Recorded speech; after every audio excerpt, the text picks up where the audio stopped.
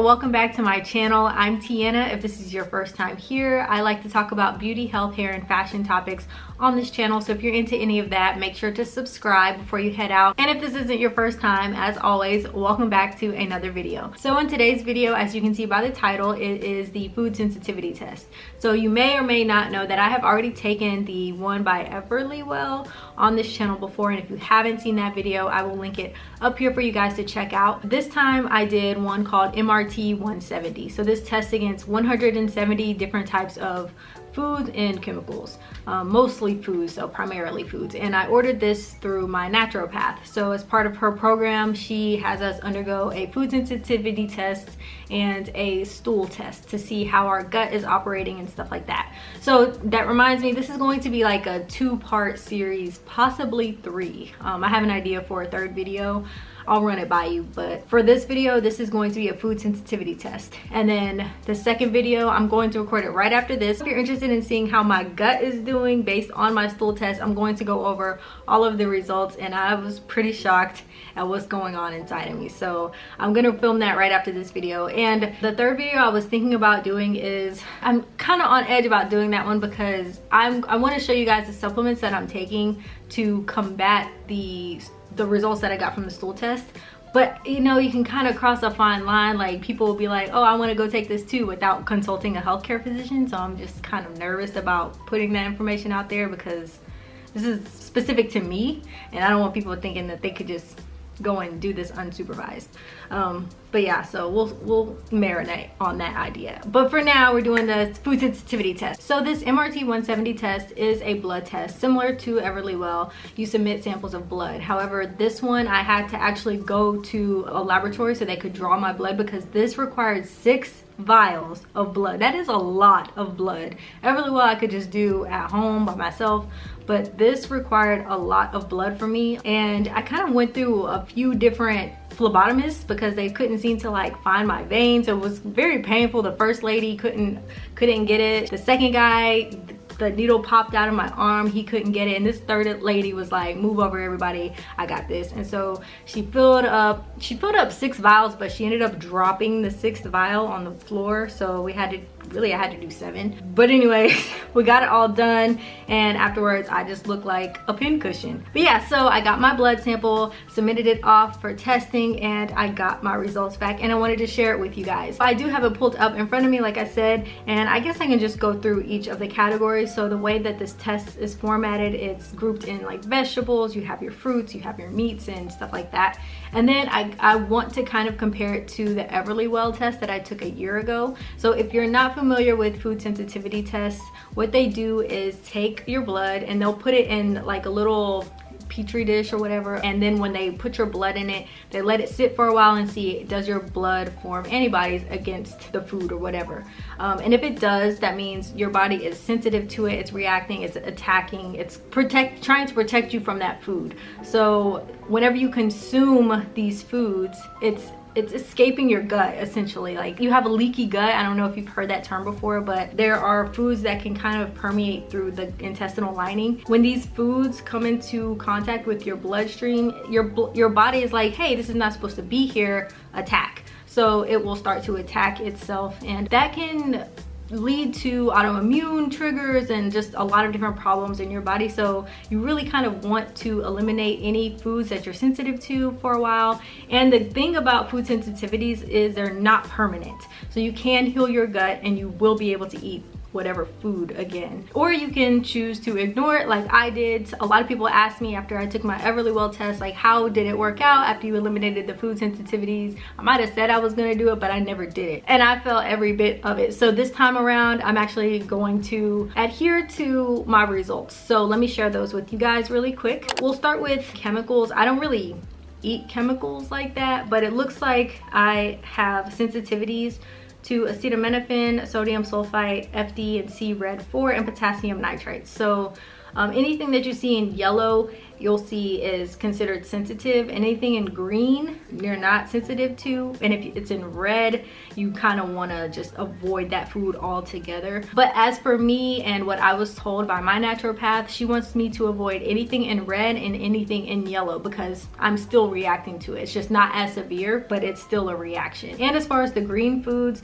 anything that has a 1.7 or higher, she wants me to have maybe every 3 days or so. Don't eat those every day. So that's exactly what I've been doing. She wants me to do this for 3 months, and then I'm going to take this test again and we'll see if anything changes. Some of this is pretty consistent with my results from Everlywell a year ago, so I'll show you guys and compare any differences. But like I said, it's subject to change. Back to my results. So as far as food goes, and not chemicals, in the vegetables category, I'm pretty clean on a lot of vegetables. However, beets, onions, asparagus, celery, and spinach, I have the highest sensitivity to. So beets and onions, I will probably have every 3 days or so. I never really eat beets anyway, but onions I do have pretty frequently. And asparagus, I have all the time. I would eat that all the time because I love asparagus. So I'm not going to be eating that food for another few months because clearly I'm reacting to it. I didn't even know I was reacting to it. And then celery and spinach. Spinach looks like I just need to stay clear away from spinach. So I don't really eat spinach anyway because of the oxalates and stuff that it has in it, and I don't really feel like the nutrients in spinach are bioavailable anyway, so I avoid eating spinach. The last time I've had spinach was actually in the Chicago vlog, and if you haven't seen that, I'll link it for you here, but that was the only option for me to eat at that time. Next time I'll probably just not eat it at all. But yeah, I'm definitely staying clear away from spinach. Next, we are moving on to fruits. So it looks like I can have a lot of different fruits. I love olives, I love eating blueberries, but something else that I love eating is strawberries. And as you can see, strawberries is rated a 1.8.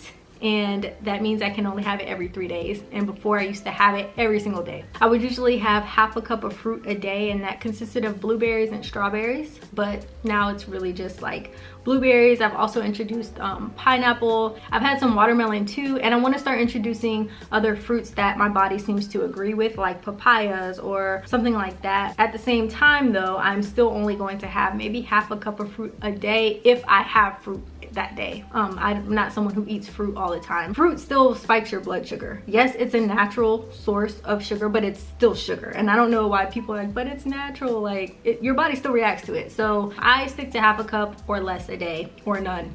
So yeah, the cranberries and the pears, actually that is so true, because when I was home for the holidays, I ate a pear, and shortly after I ended up getting a headache. And I didn't know why, and then I went back and looked at this and I was like, oh, I'm not even supposed to be eating pears. But that was before I started. That was like in December. I didn't start this until March. Cranberries, I don't really eat those anyway, so that's fine with me. As far as beans, nuts, legumes, and seeds, I don't really consume them at all. Maybe walnuts, but it looks like walnuts is okay for me. And maybe, oh, and almonds. Walnuts and almonds are really the only things I'll dabble in, and I don't do that often. But yeah, so it looks like I'm good in that category. But anyways, as we move on to meats and poultry, that is my category. Y'all know I'm meat-based. I'm like almost a carnivore at this point, but beef is my staple, and that is the meat that I can have that is the least harmful to my body. So I'm heavy on the beef. If you know me or my channel, like, I do eat beef liver, I eat different cuts of beef, and I encourage organ meats and all that. Something else is egg yolk, and as you can see on this test, it has yolks and whites split up. So the yolks looks like I'm fine with, but the egg whites are kind of nearing the reactive level. So I'm only going to have egg whites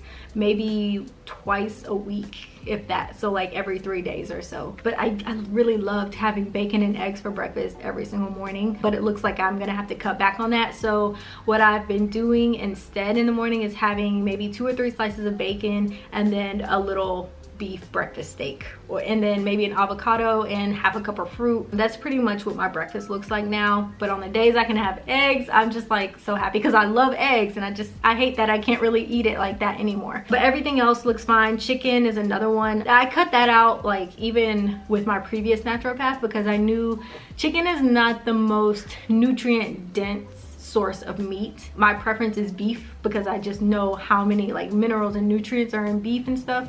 So I tend to lean towards beef. And chicken is, I like chicken a lot, but if I had to choose, I would choose beef. So eating chicken every now and then, it's not a problem.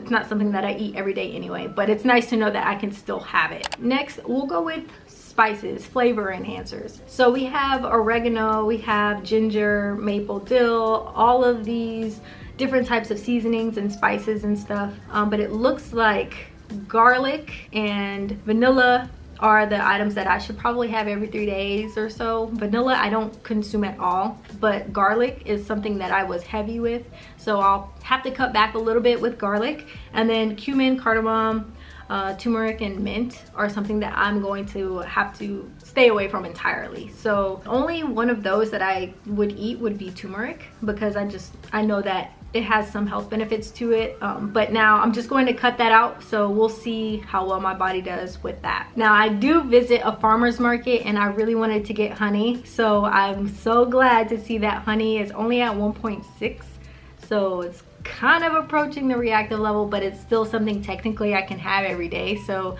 honey's not something that I used to eat before, but it's something that I wanted to start eating raw, like unfiltered honey in a glass jar, preferably from a farmer's market. There's one that I found here, and that honey is so good. She let me have a sample. It's so good. But yeah, so I'm going to start consuming honey, probably with blocks of raw cheese. And speaking of cheese, let's get into the dairy section. So as you can see, cow's milk. Cow's milk is something that I really wanted. One of the reasons for switching naturopaths was because this new naturopath promoted drinking and consuming raw milk, raw dairy, so like raw cheeses, just raw, and that it's illegal to get in a lot of states. However, I'm in California, so it's legal here. And cow's milk, raw cow's milk, is easy to find here, but I can't have it because it's rating at a 2.1. I'm very sensitive to that, so I'm avoiding it. So I have to resort to goat's milk, which is something I never had before. And I've still never had raw goat's milk, but I have picked up raw goat cheese, and I've started eating raw goat cheese, and it's not that bad. It does have a distinct taste compared to cow's milk or cow cheese, which is what I was used to, but I'm gonna have to get used to eating goat's milk for now, at least until I can try to heal and repair my gut so that I can start consuming raw cow milk and stuff. However, I still am able to have ghee, which comes from a cow, and raw butter. I do drink colostrum, which is, I'm not sure if you're familiar with colostrum, but that is like pre-breast milk. And this is all from a cow. So ghee from a cow, colostrum from a cow, and butter from a cow. So I'm still able to have that. But the cow's milk itself, no, I'm reacting to that. So cutting that out of my diet. But yeah, so everything else is fine. I also started eating kefir. A lot of people say it different ways, kefir and kefir. Moving on to the next category, it's seafood. So if you're familiar with me or any of my previous videos, I may have mentioned that I'm not a huge seafood person. Seafood has only been introduced to my diet within the past year. So I've just started eating salmon, cod, shrimp, oysters, but I do like it. I enjoy it, and it seems to agree with my stomach. I'm not in pain after I eat it. But it looks like tilapia and halibut are the fish that I should not be having as often, or sole, or I'm not sure what.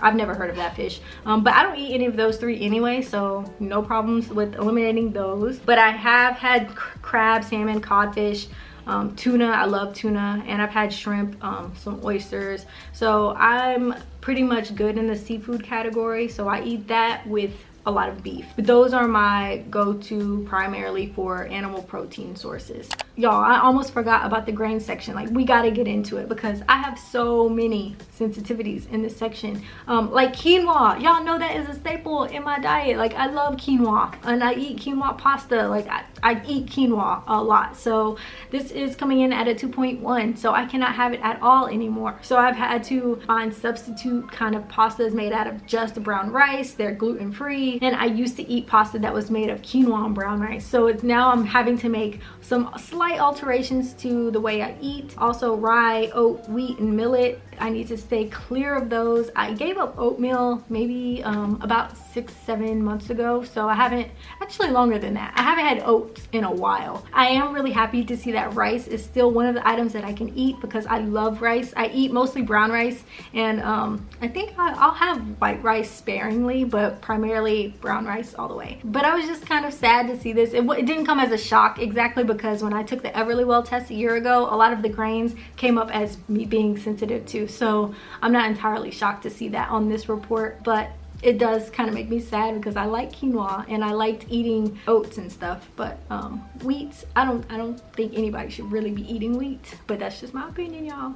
But yeah, so moving on. Lastly, we have a miscellaneous category, and in here we have coffee, cocoa, we have coconut, tea, tapioca. Tapioca is found in so many different things, but it's something that I've avoided for the past year or so, so I'm glad to see that I'm not gonna have a problem with that because I don't really consume tapioca anyway. So staying away from tapioca. Everything else seems to be fine. I do need to start incorporating more coconut into my diet. I drink coconut milk, which I think is great, but I would like to start cooking more with coconut oils because I think that's good for you. As far as coffee is concerned, I don't believe that caffeine is really like a health promoting food. If I drink coffee, I drink decaf. And yeah, so that's pretty much my results. Now let's compare them to Everlywell. This test was taken a year ago. Some of the same things that were on there are egg whites. Egg whites was on there as me being reactive to, as well as asparagus, and then chicken, cow's milk, garlic. So as you can see, there are some similarities, but there are some things that I used to be sensitive to, however I'm not anymore, and also vice versa. Some things I'm sensitive to now that I wasn't sensitive to before. If you can get it on your own, I would encourage you to do it, but if not, Everlywell is more affordable, so I think that's another viable option for someone who's looking to do a food sensitivity test like this. And also, you don't need any kind of healthcare practitioners sign off on getting Everlywell's test. And Everlywell has two different types of food tests. So they have one that's more comprehensive and it tests 204 different foods, and then they also have a more basic one that tests 96 different foods. So if you want to get really in depth with what foods you're sensitive to, I would encourage you get the 204 food test one, but if not, I think 96 will suffice. It'll give you an idea of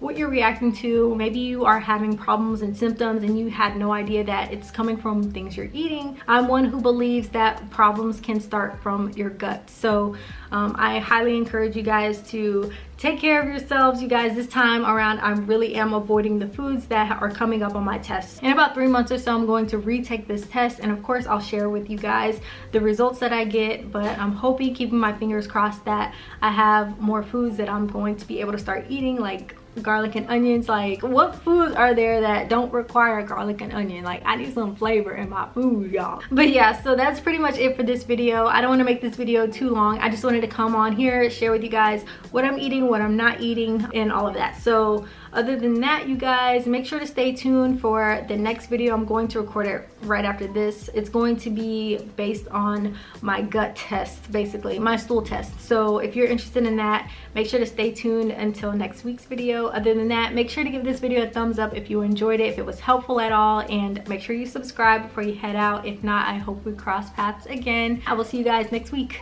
Bye, guys.